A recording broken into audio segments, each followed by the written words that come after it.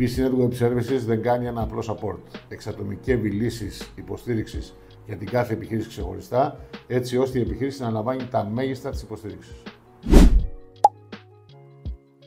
Η υπηρεσία Consulting ξεκινάει με τη μελέτη της υπάρχουσας υποδομής μιας εταιρείας και με τη σταδιακή εφαρμογή τεχνικών λύσεων τη βοηθά να αναπτυχθεί, να εξελιχθεί και να ανταποκριθεί στις απαιτήσεις της εποχής.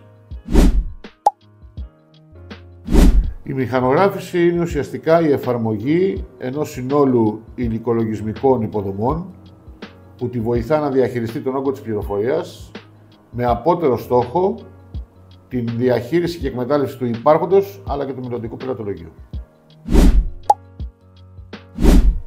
Ο όρος Cloud Solutions ξεκινάει από την απλή φιλοξενία μιας ιστοσελίδας στο σύννεφο μέχρι και την πλήρη οργάνωση μιας επιχείρησης, έτσι ώστε να μπορεί να λειτουργήσει πλήρως και εκτός των ορίων ενός γραφείου.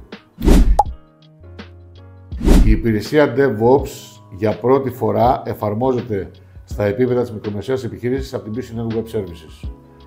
Ουσιαστικά γεφυρώνει το χάσμα μεταξύ Digital Marketing και Web Development, δίνοντας τη δυνατότητα στο Digital Agency να αποδώσει τα μέγιστα στην προωθητική ενέργεια που έχει κάνει για τον πελάτη της.